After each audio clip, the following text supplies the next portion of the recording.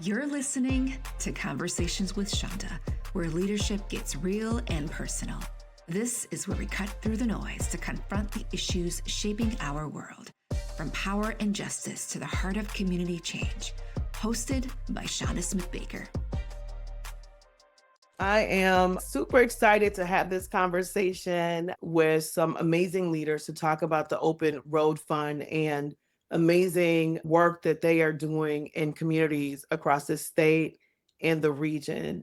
So as we jump in, I would like to invite our guests to just provide introduction. Danielle, could you just say who you are and the role that you have? Sure. My name is Danielle Mkali. I work at Nexus Community Partners, and I am the Vice President of Program and Strategies there. Awesome. Danielle, is that a new role? It is a new role. Oh, congratulations. Thank you. Thank you. Very excited to be in the role. Awesome. Lavasha. Hi, I'm Lavasha Smith. I'm the program director for the Open Road Fund. I've been with Nexus as a staff for about 4 years now, so 2021. Happy to be here today. And then Tari, who I've known since I've been little. I'm Tari Sudduth. I was a 2023 award recipient of the Open Road Fund Award, and I'm happy to be here. Awesome. Well, I'm glad that you were able to receive it. I know that there have been many questions about that, so we'll get into that later. But Danielle, I'm going to go back to you to just maybe provide a little bit of context on Nexus and what is it? What do you all do? What can you say about that organization? Yeah. Nexus Community Partners is just celebrating its 20th year. Wow. We're a nonprofit organization that started in the Twin Cities 20 years ago. We're often referred to as a community building intermediary, and that just means that we have often worked in between grassroots leaders and organizations and small nonprofits and government institutions and philanthropy.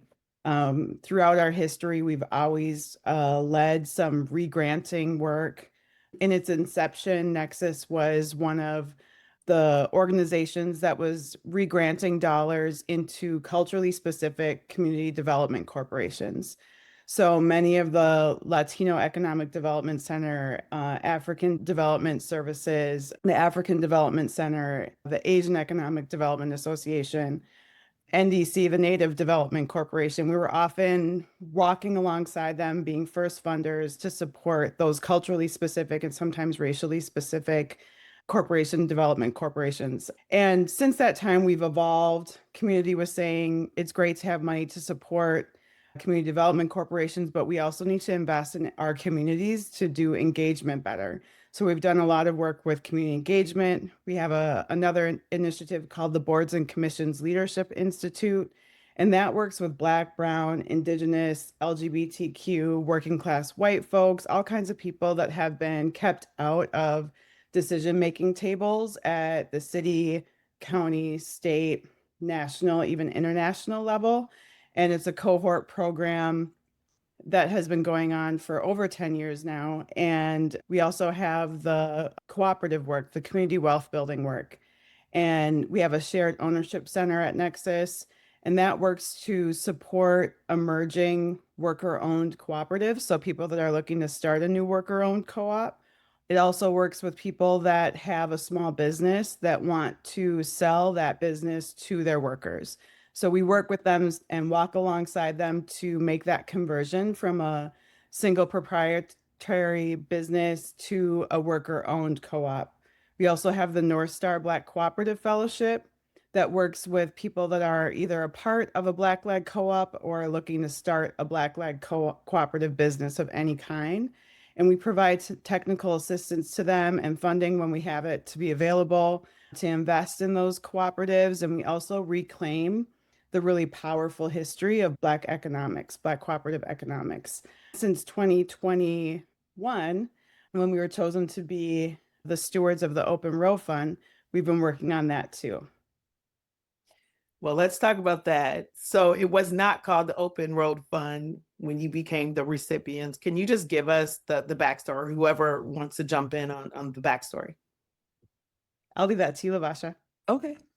So the Open Road Fund was not the Open Road Fund to begin with. When we were given the money to steward the money, it was the Black Community Trust Fund is what we were calling it. We didn't have a name or a design for it yet, but we knew that community was a big part of the work. We wanted them to be a part of the work and naming that. And so what we did was community surveys to say with our advisory council about like our Black wealth definition as well as the name. We did a survey to get some feedback, and we kind of came to a collective decision as Black staff, as the advisory council for the Open Road Fund on the name itself. I think that we in the social sector field talk a lot about how we bring in community voice. And I have certainly been at more tables than I could count.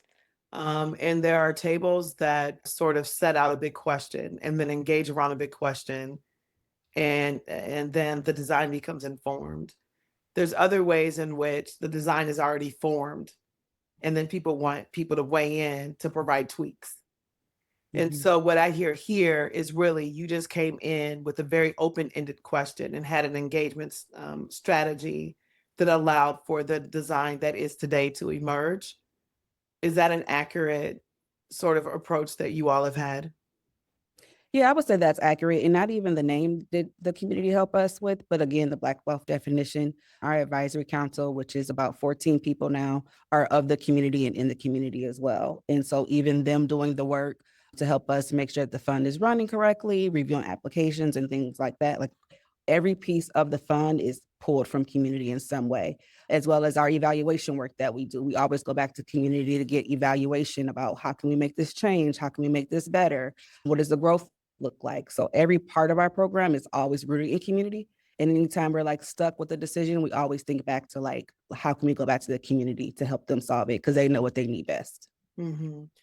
I know that we all have context, but for those that are listening, where did the money come from? How much money is it? And why Nexus?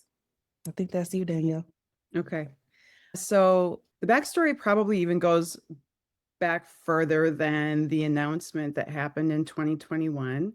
In 2021, the Bush Foundation announced that they were going to release $100 million to be established in two different community trust funds, one dedicated to Black folks and one dedicated to Indigenous people, both for $50 million each. And they were meant to go to people in the region in which they do most of their philanthropic work, which is in Minnesota, North Dakota, and South Dakota. And they were making this announcement to say that we want to invest in wealth in these individuals.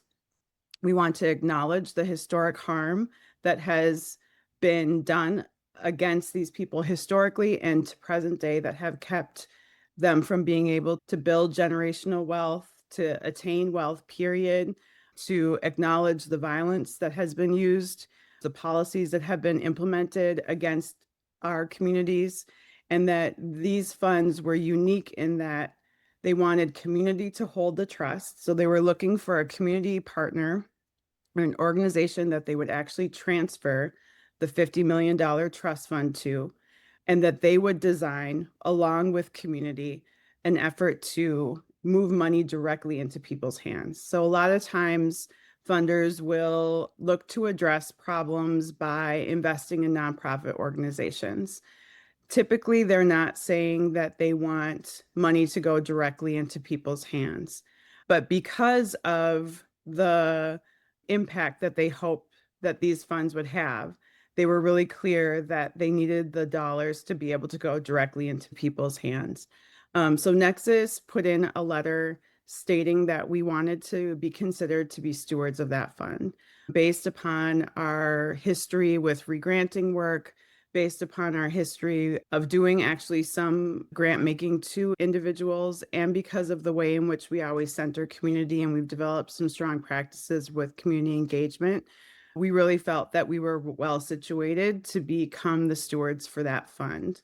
The process was that Bush staff reviewed those letters. They brought in different community organizations that applied, and they also had a community panel that interviewed us. And we were then chosen by the community panel and by staff at Bush.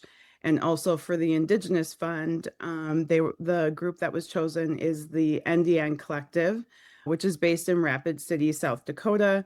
And they do organizing work and grant making work across the United States and with Indigenous communities around the world. And we've been happy to be selected with them and be on this journey with the NDN Collective too. It's a very huge initiative. It's really, really exciting. And there's been so many challenges and learning that we've done along the way. And I think walking alongside with them and sharing learnings has been one of the more powerful pieces of this journey for us. That sounds great. Tari, you received a grant in the first round. Yes. How did you learn about it? What did you think about it? And how has your relationship around it? How did you enter into it? And then sort of how did it move to where it is today? Well, first of all, when I'd seen the advertisement, I think on the Insider on TV, and then didn't think much about it. And actually, my cousin is online in California, Stacy. She happened to see it on the spokesman newsletter or online spokesman. And so she sent it to family members, and she sent it to me, and I looked at it. I'm like, oh, I don't know. So it was just like one of those things. And I decided, well, I'm gonna go for this. And the rest is history, really. Like I said, I just been going forward from there and just trying to do some things I want to do in the community, do something with the artwork we collected. It's been really amazing for me. Mm-hmm. So in a sense, the fun for you allowed you to perhaps dream a little bigger or make investments in things that you thought would sort of move you forward, you and your family forward. Yes, exactly. I've had this artwork for years. It was like practically in mothballs. And over the years, we always say, oh, we're going to do this. We're going to, sell it individually, do little like Juneteenth things. But there's like, I wanted something bigger, I want something more.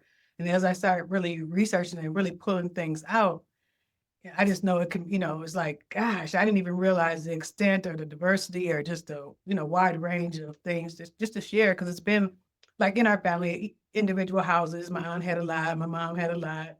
We were always talking about doing something with it. It was like, this is a perfect opportunity, but it's coming along really well as far as the research and just trying to move it forward. Mm.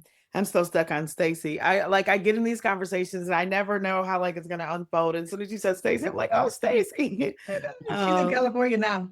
I know. I see her every now and then on social. What does the name Open Road Fund mean? Like, what is the symbolism behind that? Yeah. So the Open Road Fund is like, we really wanted to make sure it reflected something very cultural, very sacred.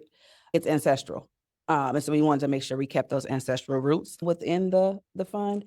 And so the open road is the concept that the ancestors go before us to open the road and clear the paths so that we have opportunities for freedom. We have opportunities for prosperity, and that we can dream, similar to what Tari was saying, we can have space for those dreams and that our ancestors come in and clear the road for us. Who is eligible? Like you touched on the eligibility. I know that some people have defined it as a reparation fund. It is not a reparation fund. No. But I have heard it described that way. I've had it described as a grant. It's more than that.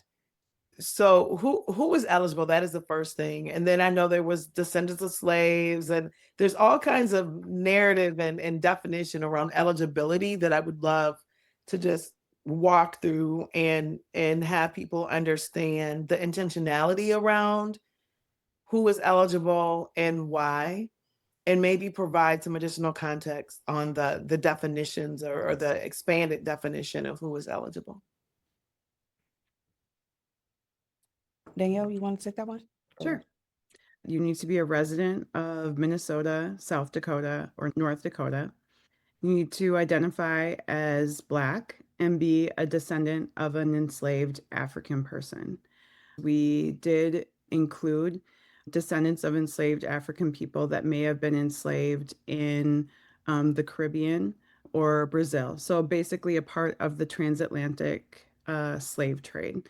And we've had lots of discussions. Some people feel very strongly that we shouldn't include folks that were enslaved, that their ancestors were enslaved outside of the United States. And in terms of our program, we were intentional about including those folks because of the nature of what Blackness and Black identity actually is in the United States. And that's why you'll see on our application that we ask the question around, to the best of your ability, you believe that you are a descendant of an enslaved African person from the transatlantic slave trade, because part of the transatlantic slave trade meant that they disrupted our family lineage. And so for a lot of us, we can't trace back further than maybe a grandparent, great grandparent. We don't require people to be able to have genealogical proof that they are a descendant of an enslaved African person, because that's impossible for many of our Black community members. And we know that how the slave trade worked was that many times people may have been enslaved originally in one place and moved to another place. So although many of us may have known that or felt that we were very clear that my enslaved ancestors came from at least through Tennessee, like that's where kind of I can trace mine through, right? But perhaps there were people that had also been enslaved in the Caribbean as well. And so we wanted to really acknowledge that, and also know that many generations back, many of our most incredible ancestors that were African American and part of the transatlantic slave trade also had Caribbean roots. So we all claim Shirley Chisholm all day, all night from the Caribbean. Stokely Carmichael, people claim him. Harry Belafonte. You can kind of go on and on about all these people that have trailblazed and fought for our economic justice and repair throughout the United States and have identified as African Americans all along and share that identity. So you have to be ages 14 and up. Also, we have the wealth building categories within the Open Road Fund come as financial well-being, health and wellness, which includes our cultural well-being, education, housing stability, and economic ownership and power. And so you have to indicate in the beginning that you would want to be able to use this $50,000 gift towards any one of those categories. So if you fit that description and you meet the criteria, you are eligible to get up to $50,000. It was put in the paper, Terry. That's how you found it. A family member in California is like, hey, there's this opportunity over here. We've been talking about this, and I think we should go for it. I can imagine that you got more applications than the amount of resources you were allocating. Absolutely. How did you address that? Yeah, so we have a random selection process. We did that for multiple reasons. And one was to really eliminate bias. We really didn't want to choose between one plan is better than the next, right? We didn't want that competitiveness in our community. Like we've seen that before, it doesn't work. So we really wanted to make sure that we had a fair enough system, equitable enough system to be able to select applicants. And so once someone applies for the Open Road Fund, we use a random selection tool to pull 100 names per year. And then we do gift them $50,000 for their gifts to go towards their wealth building journey. And I think another thing that Danielle had began to say is one of the things that we also did was really wanted to be clear about, like, this is our money. It's owed to us, right? It's not reparations, but it's still owed to us. We wanted folks to be able to define what they thought wealth was on their own terms and how they would use the money. Of course, we offer resources and guidance to help them kind of hone in on what that is. But we wanted to be clear that wealth is not just home ownership. Wealth is not just education. Those can be tools and avenues, but there's so much more to wealth. And we learned that by doing some of those community surveys, doing some of those focus groups with people and getting that feedback to help us elaborate what is really wealth to Black folks. And so I think that's part of the reason why we came up with those 5 different ways that you're able to use the money. So it's sort of a randomized selection to be the most equitable in terms of the decision process. Mm-hmm. Once they are selected through that pool or that random process, is there some additional conversations that happen before they get it, or do they get it then? Like what happens after their name gets pulled? Yeah, so there is a part 2 to the application, but we also go through and review again to make sure that folks are really eligible, that they meet that criteria. And then they do part 2 of the application, which is called like the wealth building tool, where they tell us a little bit more about their plan into detail. They do a budget, and then we also provide support as well. And then they go through like orientation, we provide resources, financial resources, and then we start to disperse the money after that. We continue to learn a lot as we go through this process. And so in the first year, we had a financial coach requirement for all of the recipients that were between the ages of 14 and 19 before we would disperse the funds. We expanded halfway through that year to include that we would make one-on-one financial coaching available for all of the recipients. This last year, formally from the beginning announced there's a financial coach available. We still had that requirement for young people. And this year in 2025, we're requiring that financial one-to-one session with a financial coach prior to disbursement of the gift for all of the recipients. And that came out of learning through our evaluation, where recipients responded to our evaluation survey and said, you got to take advantage of the financial coach, or I wish I would have sat with the financial coach sooner, or please use all the resources that they're offering up. And so we just decided to go ahead and make that a requirement. We have designed the fund in a way that we want to really uplift the trust that we have in our community. And so it's been kind of a fine line figuring out what should be required and what should not be, because there's many people in our community that have tons of experience and have already met with a financial coach before. But we just decided we want to make it a part of our process, just so that they know that they have our support. And we also want them to know that we don't expect them to be perfect in a flawed economic system too. Yeah, I do like that. I have been in philanthropy. I certainly have been part of things where money is involved. And it creates a very interesting tension, especially when there are people that have applied that have not gotten selected. I think are you in the third round? Yep. Right. So they've applied every round, they haven't gotten it, but they also don't hear about who else gets it. So why don't you publish the names? The people want to know. Why don't you publish the names? They do want to know. They want to know who the people are. So for several reasons. Again, one is like safety, right? We have to make sure that folks are safe. There's many situations that people are coming from that can be fleeing from something. And so we want to make sure that they're safe. We also leave it up to the recipients to be able to share that. So the recipients are able to share if they like.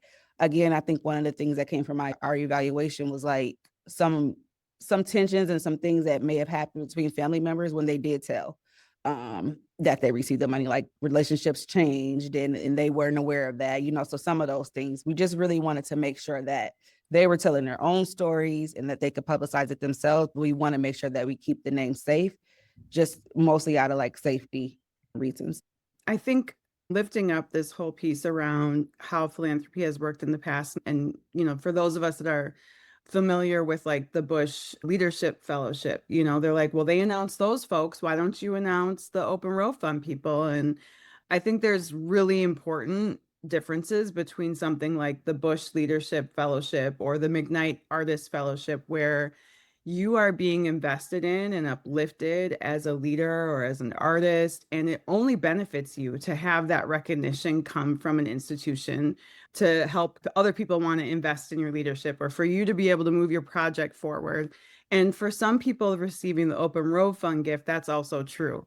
They might want to say, I got this $50,000 gift and I'm investing it in my business. Look what I've done. Come and, celebrate with me in my business.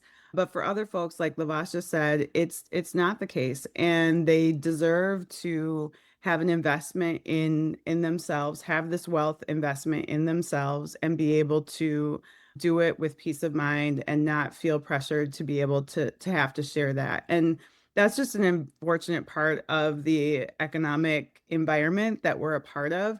And that's part of the reason why we've been careful not to just call this reparations straight up, because we shouldn't have to be picking only 100 Black folks a year from 3 states to make this investment. There needs to be a much more deep and significant investment so that every Black person knows that they can just get a wealth investment and have the harm acknowledged. And so that's part of the reason why we've been careful to say that the Open Road Fund definitely lives in the spirit of reparations, but it is not reparations, because we shouldn't have to have folks be only 800 folks by the end of this so far is what we have planned for. And we hope that everyone in the state can get that, but we're only scratching a fraction of the Black people. So Yeah, I mean, I think it's an amazing fund, and I'm just gonna perhaps close the point, which I think you touched on, Danielle, with the announcement. You know, philanthropy or community trust is not always there. And one of the ways that I think philanthropy has worked in the past is publishing, right, to show where those investments are as a form of transparency.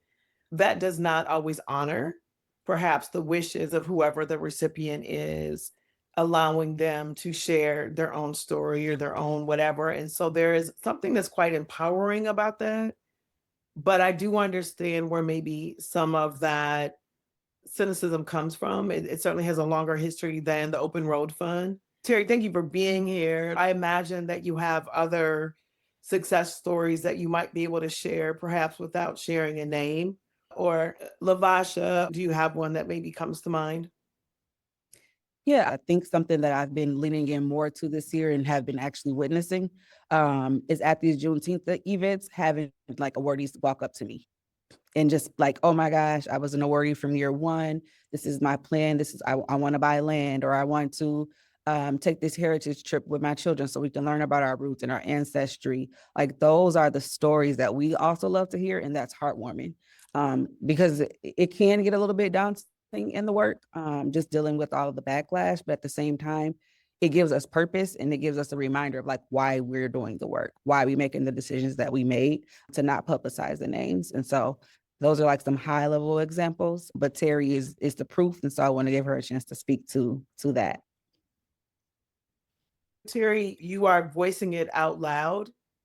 Obviously, that was a choice. What made you decide to sort of be public about being a recipient?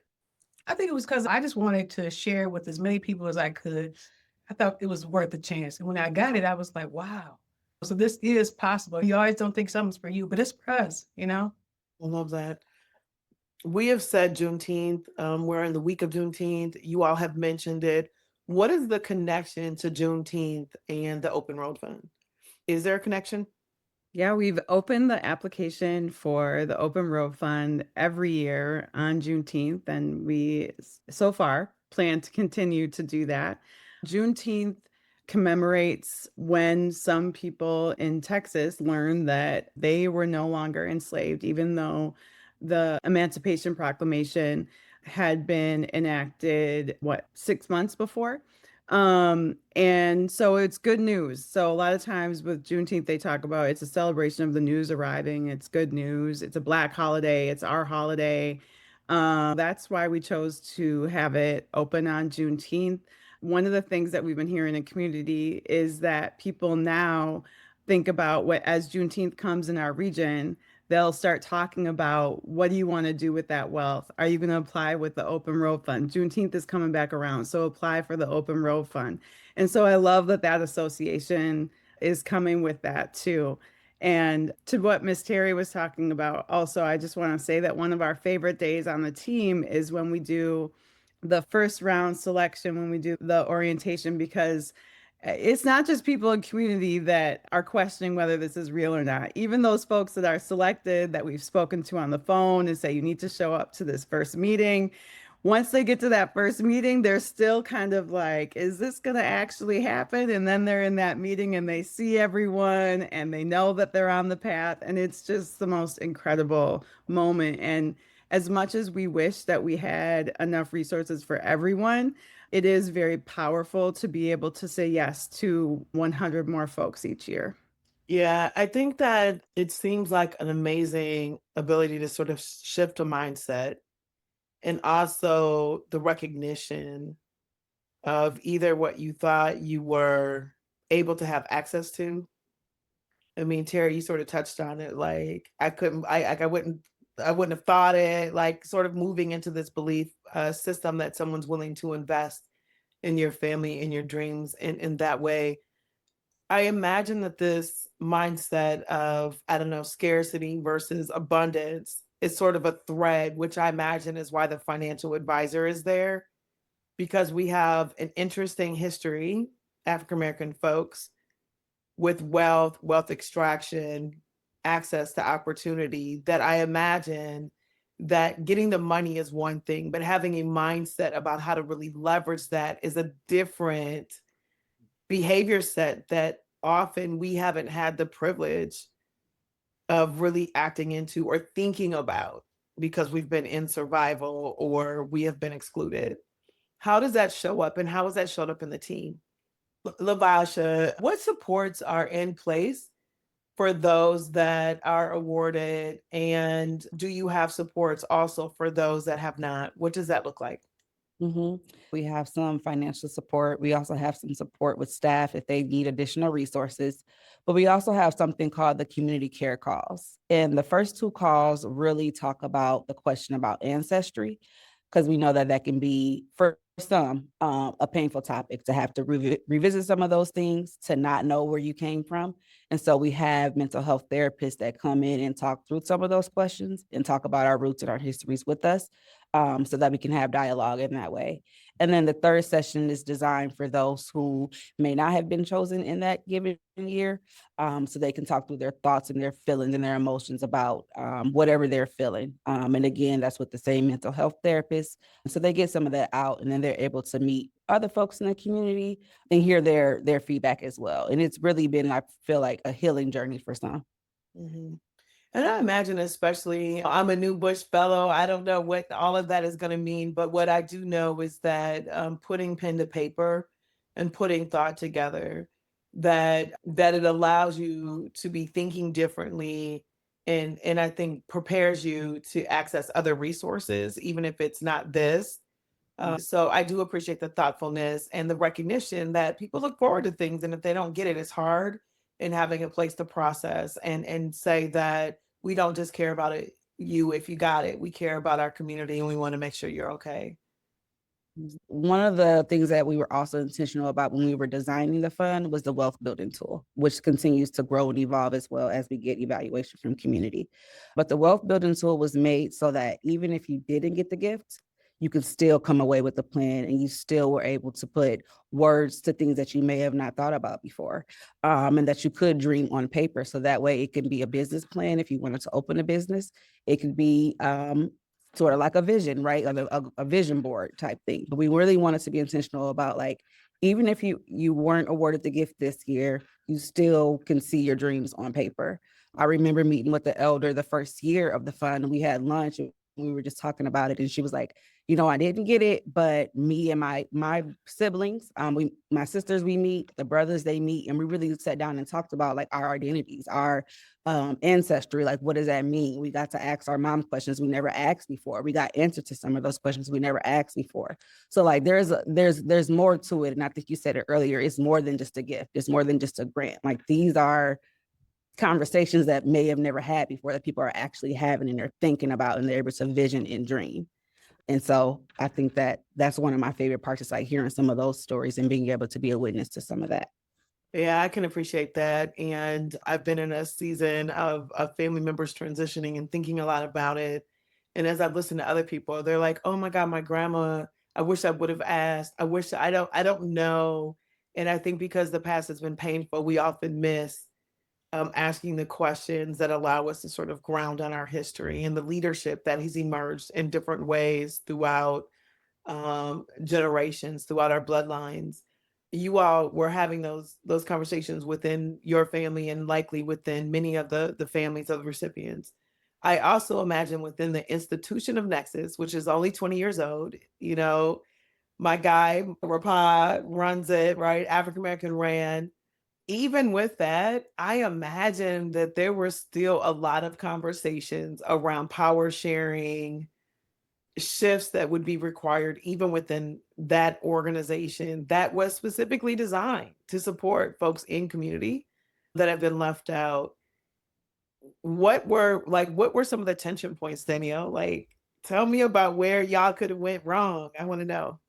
Where we could have gone wrong, I think probably a lot of different places. But like you said, Nexus is African American Black-led organization, but we are a multiracial organization. And so when the opportunity first came up at Nexus, the opportunity meaning the Bush announcement about the Community Trust Fund, we were talking about it at all staff. And quickly after that, all staff, I said to Rapa, these conversations need to be with the Black folks. So we need to figure out as a Black team. So we created the Black Staff Assembly, and we organized to specifically discuss whether or not this opportunity was even the right one for Nexus. And we, as Black staff at Nexus, decided that, of course, we decided that we wanted to move forward with it. And then we continued to work on the letters that went out, the process, being a part of the process, and saying how we wanted to use the fund and what our steps would be. And so, and the Black Staff Assembly actually continues to organize, to meet a few times a year. And, we support each other within the organization. We also are providing updates about Open Road Fund and making sure that all Black staff have opportunities to influence and impact the fund, even if they're not specifically on the Open Road Fund team. And of course, we can't apply for the fund at the organization. I know that was a conversation. Yeah. I already know. I mean, this was, it's groundbreaking in many respects, from the Bush side to you all receiving it, to the deliberate manner in which you launched it, to the feedback loops that you have embedded in it to allow for continuous learning and improvement, the recognition that, 100 awardees a year, I think, what is it, 8 years? 8 years, we've awarded 200 so far, so $10 million has gone out the door so far.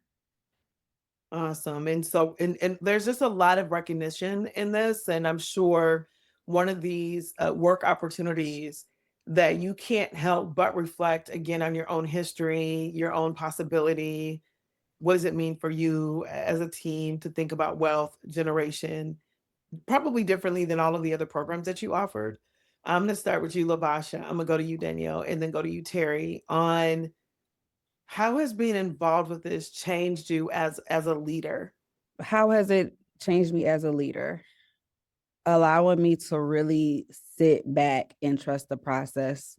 A lot of people ask me, like, similar question of like, why are you doing this work? Or how did you get into this work? Those type questions. And I always say, like, of all the jobs that I've done before this, I chose those jobs. But for this role, I felt like I was called to it. And I say that in a way because I continue to grow. I continue to learn. I continue to not know what I'm doing, but trust the process and trust the ancestors.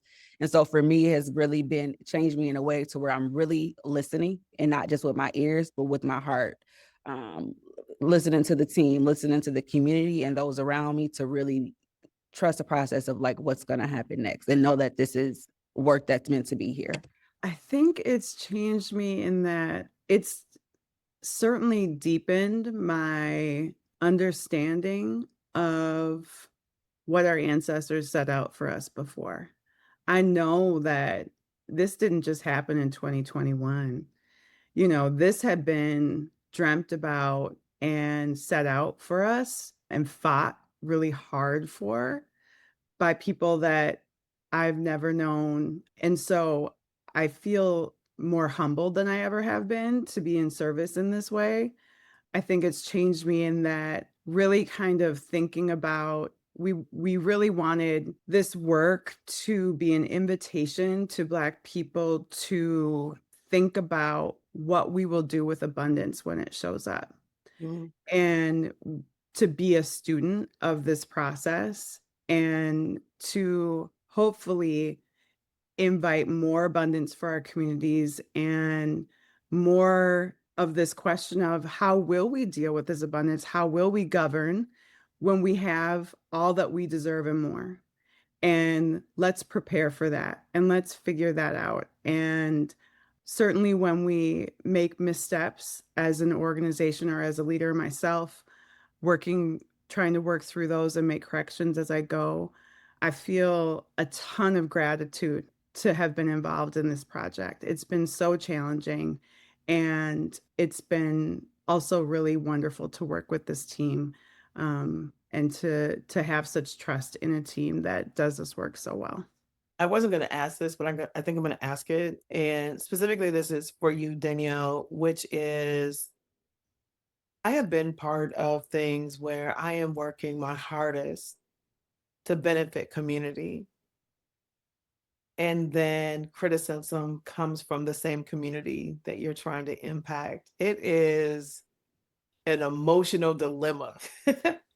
It is something to navigate, even if you understand where that is coming from. How has that impacted you? I have felt so sad to hurt people or to like let people down, or that people have felt disappointed in the work, or just the criticism has definitely made me sad, made everyone else on our team sad. We have really smart, loving people on the team that can constantly reframe where that criticism is coming, even when it's just kind of like belligerent and super unkind.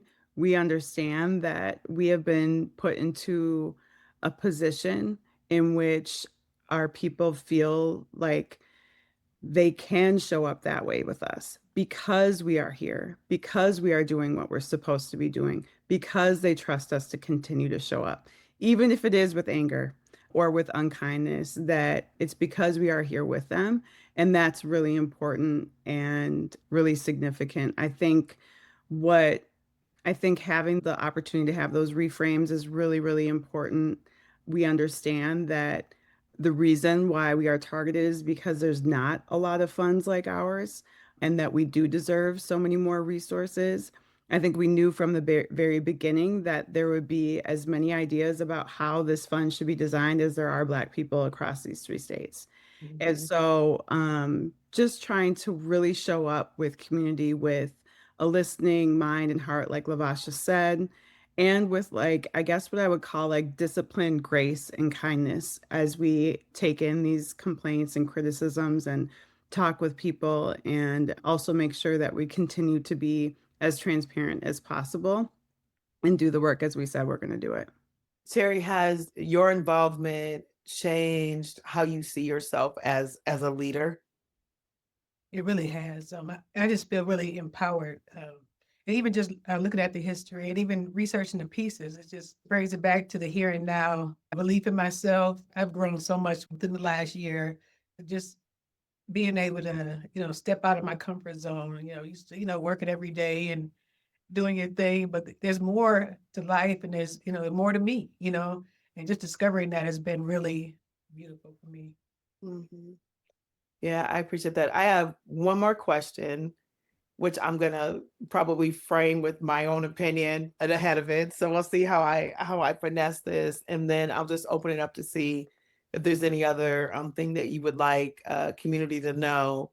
So my question here is that I've been again at a lot of tables, and I've been at tables that if you get 2 people that complain on Facebook, you are in an emergency meeting.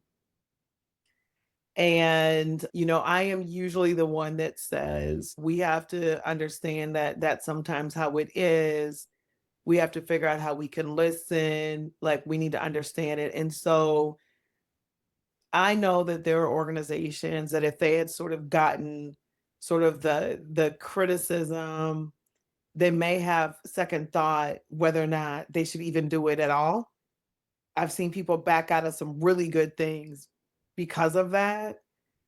So I guess what my question is if you had advice for people that are sort of navigating new bold ideas or something that comes up, not just around the criticism, because to me that is a form of necessary feedback. But what advice do you have either about listening, staying the course, like, for philanthropy or other people that are thinking through efforts in a deeper relationship with community. So any advice? Anyone can jump in on that one.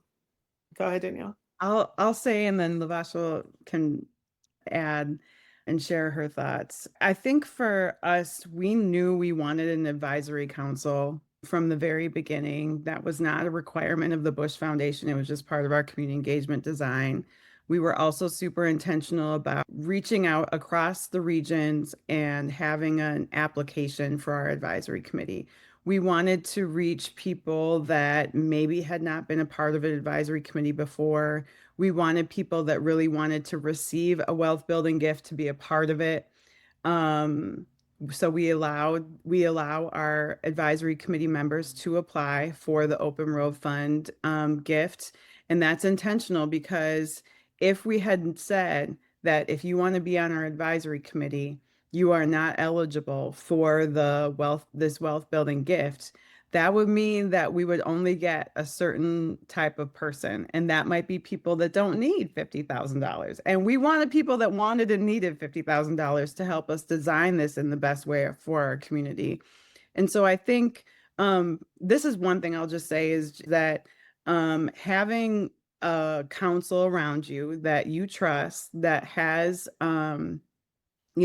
maybe differences of opinions, or is connected to different communities than you ever have been, is something that is really important for creating the smartest process.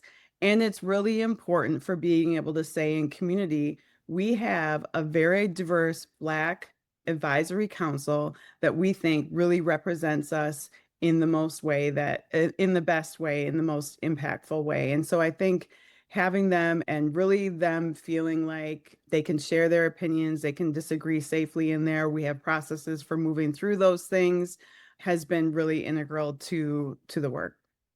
I think that disagreements at tables are also very important.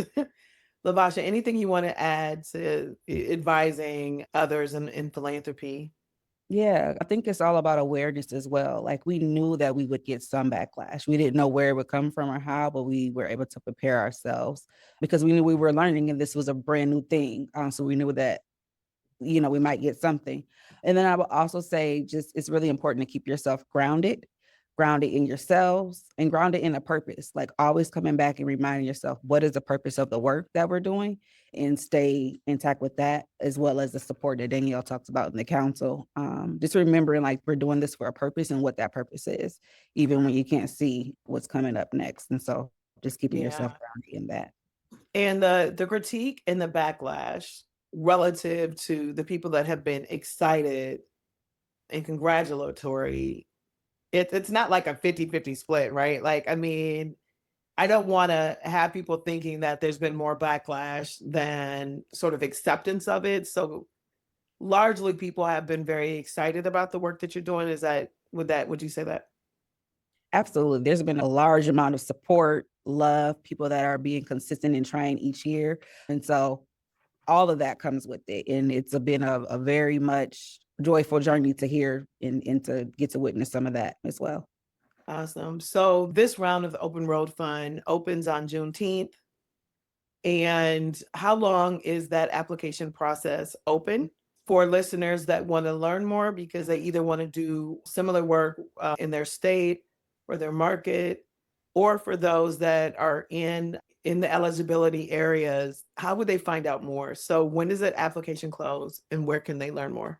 Yep. Application opens Juneteenth. It closes about 4.5 weeks. And then they can find it at www.nexuscp.org. I would just say prepare. Get your paperwork together, get your ideas together, talk to people, come together, talk about your ideas so that when you come and you're ready to apply, you kind of have a general idea of what you want to do, as well as your documents like your ID and those type of requirements. So just go do your own research for yourself and just come prepared.